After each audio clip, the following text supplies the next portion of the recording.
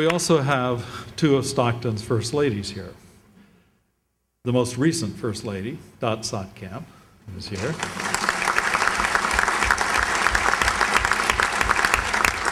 Who is joined by my sister, Lionel Sands. And it is with very, very great pleasure that we have with us tonight the very first First Lady of Stockton, Miss Joan Bjork. Joan.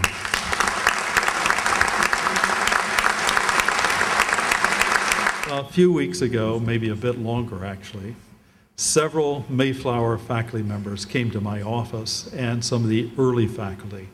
Now, if you don't know what a Mayflower faculty member is at Stockton, before you leave tonight, that's the charge. I give you two quizzes. What are Mayflower faculty? And where's the artist's signature on the fireplace? Before you leave tonight, you should know both, right? But the Mayflower faculty came and said, we want to do something that will honor the first president, Richard E. Bjork, of Richard Stockton College. And we sat and we talked, and they suggested that we name our library the Richard E. Bjork Library. And today at our board meeting, the Board of Trustees unanimously passed. So Joan, Allison, it's an honor having you here. Richard Bjork was the founding president. His leadership and his ability to move things forward has been remarkable. He played a pivotal role in the planning, development, growth, and distinctiveness of Stockton, and that influence continues today. Later in the day, or later in the year, we will in fact announce a time when we will unveil the naming. We'll have a special program honoring Dick and his family. Today we're honored to have with us Ms. Rochelle Hendricks. In May 2011, Rochelle Hendricks was appointed by Governor Christie as New Jersey's first Secretary of Higher Education. It's my honor to introduce Secretary Hendricks.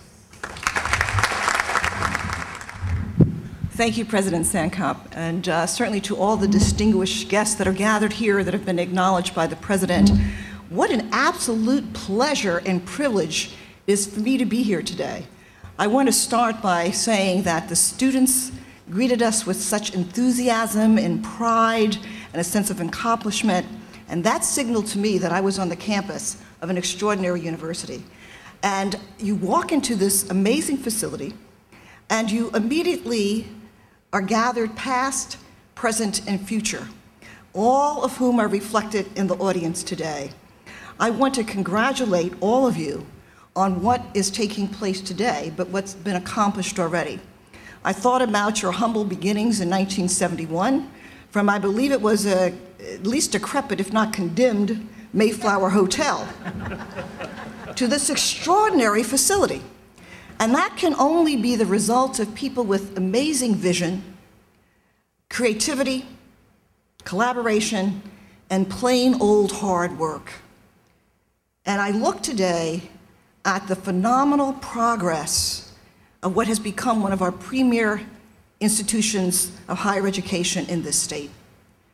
You graduate, I believe, 25% of our math and science students, the critical fields of the future. Hats off to you. On behalf of the governor and myself, we commend you, we congratulate you, and we look forward to the great things that we will do together.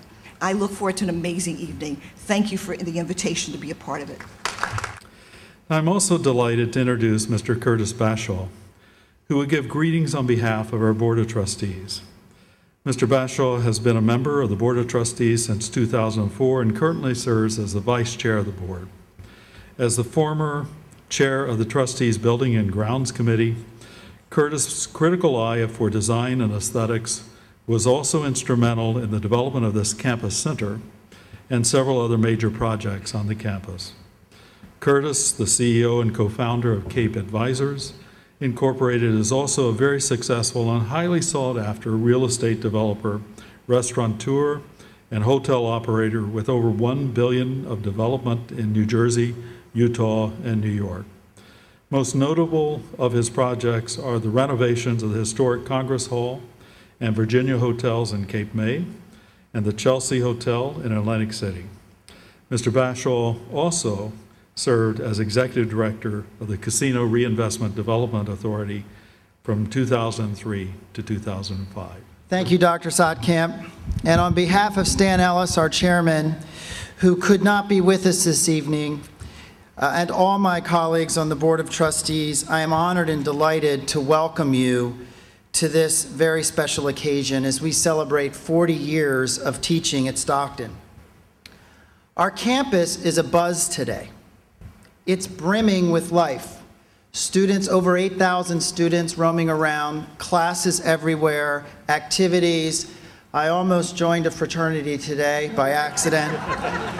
There's building projects ongoing, and it's just so exciting. Look around us. We're sitting in this spectacular new campus center. But more than the buildings, we have also welcomed this fall the largest freshman class in Stockton history, a major accomplishment.